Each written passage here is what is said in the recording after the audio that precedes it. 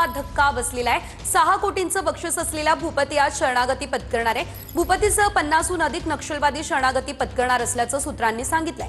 मुख्यमंत्र्यांच्या उपस्थितीमध्ये शरणागती पत्करू असं भूपतीची अट आहे असं म्हणणं आहे। आज मुख्यमंत्र्यांच्या उपस्थितीमध्ये शरणागती पत्करणार असल्याचं कळतंय। त्यामुळे फडणवीस सोलापूरचा विमान प्रवास टाळून गडचिरोलीमध्ये जाणार आहे।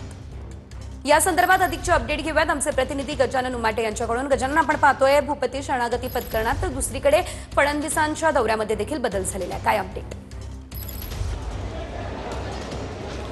नक्कीच आज महाराष्ट्र पोलिसांचं मोठं यश आहे। आपण हे दृश्य या ठिकाणी बघू शकतो। नक्सल चळवळीतील जे 60 सदस्य आहे, आपण भूपती या ठिकाणी आलेले आहे। पॉलिट ब्युरो सदस्य जे आर्मी कॅप घातलेले जे सदस्य दिसत आहेत ते भूपती आहे। आपण हे दृश्य या ठिकाणी बघू शकतो। बघा, हे भूपती या ठिकाणी आहेत।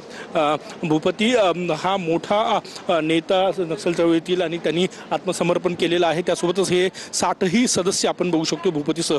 हे दृश्य आपण एक्सक्लुझिव्ह दृश्य TV9 मराठीवर हे 60ही सदस्य थोड्याच वेळात मुख्यमंत्री देवेंद्र फडणवीस यांच्यासमोर शरणागती पत्करणार आहे आणि त्यांना मंचाच्या परिसरामध्ये आणण्यात आलेला आहे। मोठा हादरा गडचिरोली दंडकारण्यातील नक्सल चळवळीला मानला जातो, कारण की शेवटच्या घटका नक्सल चळवळीच्या, कारण की भूपतीसारखा नेता आपल्या 60 सहकाऱ्यांसह जेव्हा आत्मसमर्पण करतो तेव्हा मोठा हादरा मानला जातो। गेली 4 दशकं झाले गडचिरोलीमध्ये नक्सल चळवळी हिंसक नक्सल कारवाया होत होत्या, परंतु आता आपण हे दृश्य या ठिकाणी बघू शकतो। थोड्याच वेळात महाराष्ट्राचे मुख्यमंत्री देवेंद्र फडणवीस या ठिकाणी येणार आहेत आणि त्यांच्यासमोर शस्त्र ठेवले जाणार आहे। आत्मसमर्पणाचं ऑफिशियली अनाउन्समेंट। धन्यवाद दिलेल्या सर्व अपडेट्ससाठी। तर आपण पाहतोय भूपती शरणागती पत्करतोय।